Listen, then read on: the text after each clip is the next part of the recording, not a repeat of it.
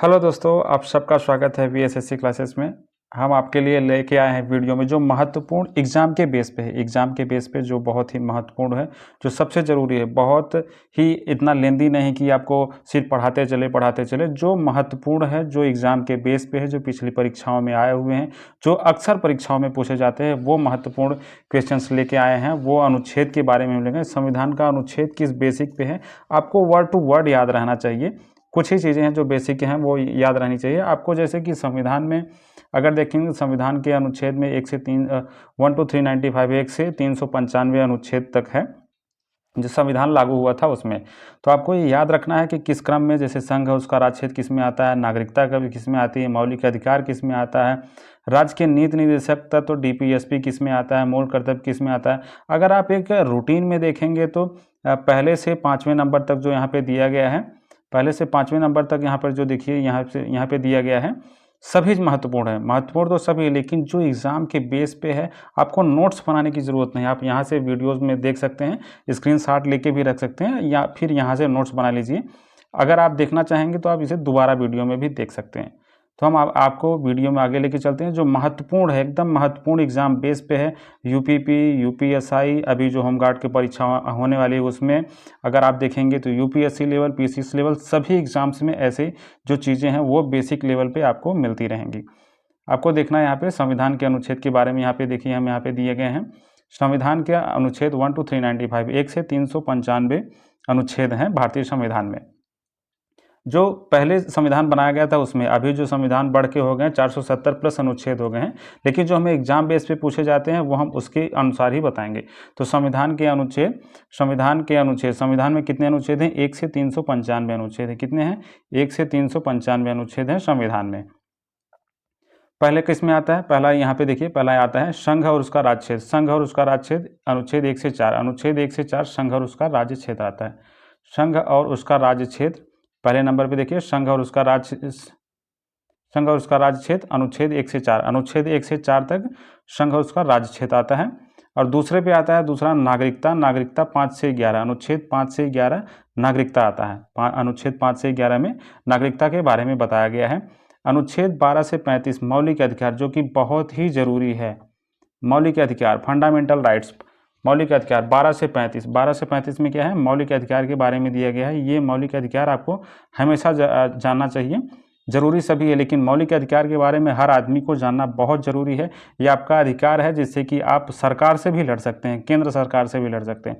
तो इसमें मौलिक अधिकार के बारे में बताया गया। मौलिक अधिकार किसमें? 12 से 35 में। उसके आगे हम चलते हैं यहाँ पे चौथे नंबर पर राज्य के नीति निदेशक, तो डीपीएसपी 36 से 51, जिसमें सरकार के बारे में बताया गया है। महत्वपूर्ण अनुच्छेद के बारे में बताया गया है 36 से 51। राज्य के नीति निदेशक था तो डीपीएसपी जिसे बोलते हैं, 36 से 51 अनुच्छेद में है। मूल कर्तव्य, जिसे मौलिक कर्तव्य भी कहा जाता है। मूल कर्तव्य, मौलिक कर्तव्य पहले 10 थे, उसके बाद अनुच्छेद में संविधान संशोधन हुआ, 51 तक हो गए, तो 11 जो है मौलिक कर्तव्य हमारे दिए गए। मौलिक कर्तव्य के बारे में मैं आपको एक चीज़ बता दूं कि मौलिक कर्तव्य का अगर आप उपयोग नहीं कर सकते हैं, जैसा कि उसका पालन नहीं कर पा रहे हैं, तो इसमें आपको सज़ा नहीं दी जाती है। ये आपका कर्तव्य है कि आप उसको पूरा करें, इसमें सज़ा नहीं दी जाती है। लेकिन ये आपका कर्तव्य है कि देश की सेवा करें, देश के खिलाफ चीज़ों को ना करें, और देश को संगठित और एकता में बनाए रखने का कर्तव्य आपका है। बच्चों की शिक्षा का भी कर्तव्य मूल कर्तव्य के अंतर्गत आता है। 51A तक है। कितना? 51A में मूल कर्तव्य है, शिक्षा के बारे में बताया गया है। आप ये जान के बहुत ज़रूरी है कि राज्य के नीति निदेशक तो डीपीएसपी 36 से 51 और मूल कर्तव्य 51A तक आपको जानना बहुत ही जरूरी है। आगे हम चलते हैं। राष्ट्रपति और उपराष्ट्रपति। राष्ट्रपति और उपराष्ट्रपति किस में आते हैं? 6वें नंबर पर देखिए, राष्ट्रपति और उपराष्ट्रपति आते हैं 52 से 73। 52 से 73 अनुच्छेद जो है राष्ट्रपति और उपराष्ट्रपति के बारे में बताया गया है। 7वें नंबर पे है केंद्रीय मंत्रिपरिषद और भारत का महान्यायवादी। केंद्रीय मंत्रिपरिषद और भारत का महान्यायवादी 74 से 78 के बीच में है। 74 से 78 तक कौन सा है? भारत के महान्यायवादी 74 से 78 अनुच्छेद तक है।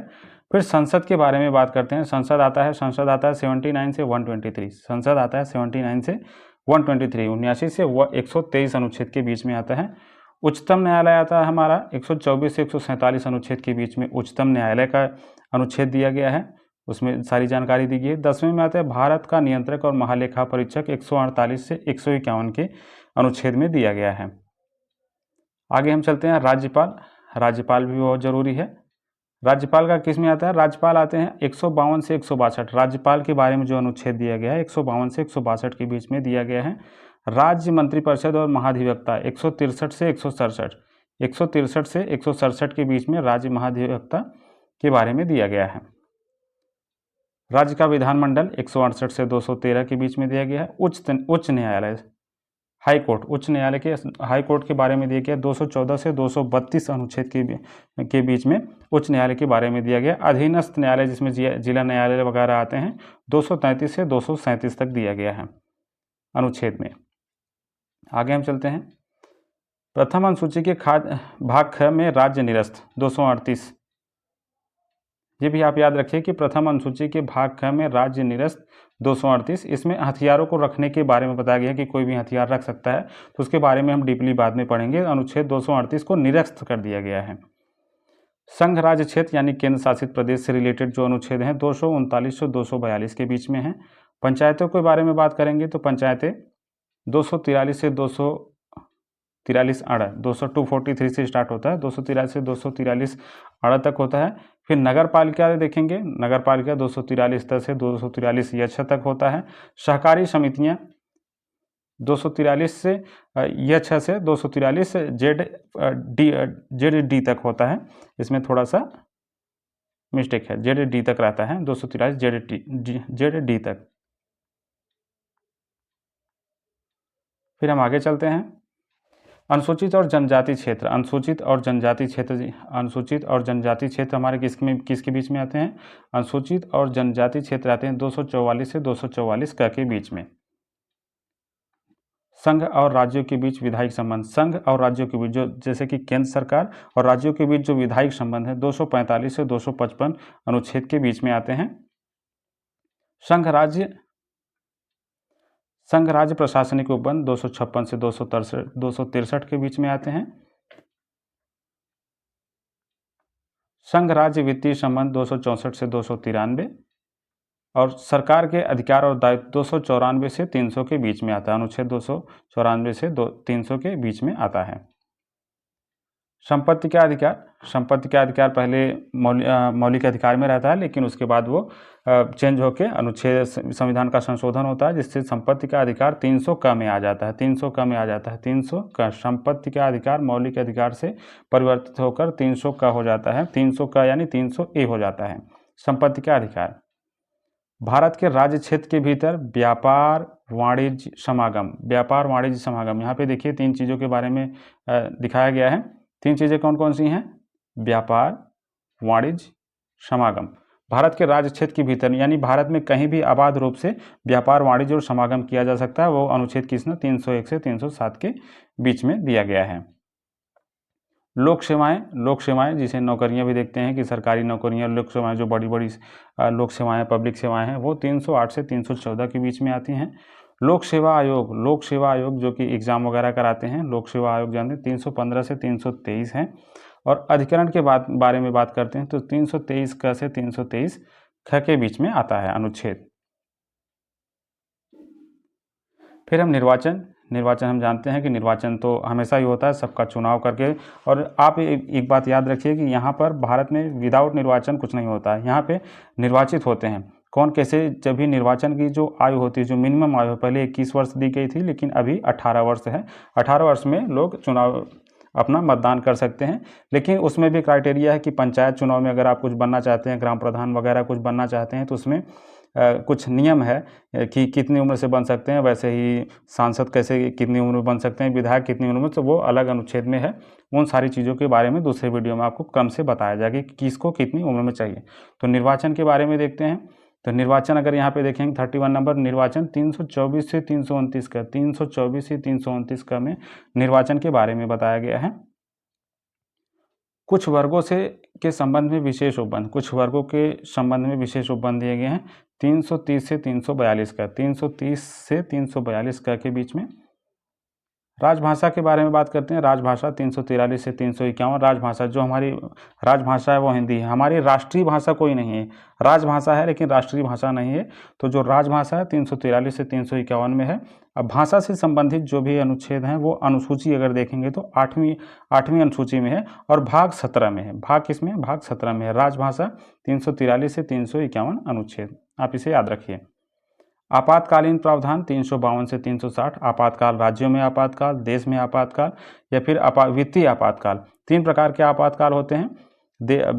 देश में आपातकाल कैसे होता है, राज्यों में आपातकाल कैसे होता है, और वित्तीय आपातकाल यानी जैसे कि पैसा खत्म हो गया उस हिसाब के आपातकाल होते हैं। उसके बारे में आप दूसरे वीडियो में क्रम से पढ़ेंगे। तो आपातकालीन का जो प्रावधान है 352 से 360 के बीच में है। विविध प्रावधान 361 से 367 में है। संविधान का संशोधन किससे तहत किया जाता है? 368। ये भी बहुत महत्वपूर्ण, आपको याद रखना चाहिए कि संविधान का संशोधन 368 में है। वर्ड टू वर्ड याद रखिए, आपको जो भी बताया गया वो क्रम से बताया गया है, आप एग्जाम के बेस पे बताओगे और एग्जाम में आए हुए हैं।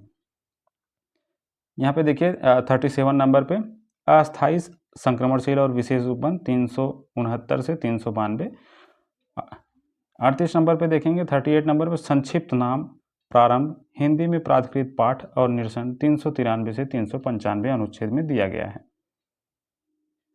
VSSC क्लासेस चैनल को सब्सक्राइब और शेयर कीजिए। Thank you. आपको वीडियो अच्छा लगे तो कमेंट में हमें ज़रूर बताइए। आप ये एक बात याद रखिए कि ये सारी चीज़ें जो हैं आपको एग्ज़ाम बेस पे बताएगी, एग्ज़ाम ओरिएंटेड बेस पे बताया गया है। किसी भी चीज़ को आप नोट्स बना के भी लिख सकते हैं, बार बार रिवाइज कर सकते हैं, वीडियो को बाद में 2x पर भी करके देख सकते हैं, 3x पे भी देख सकते हैं। तो चैनल को सब्सक्राइब और शेयर कीजिए जिससे कि आप वीडियो को हमेशा आपको मिलता रहे। आप इसको क्रम से स्पीड में भी देख सकते हैं, लेकिन आपको वर्ड टू वर्ड याद रहना चाहिए। बहुत ही महत्वपूर्ण अनुच्छेद हैं, ये सब आपको पता होना चाहिए। Thank you.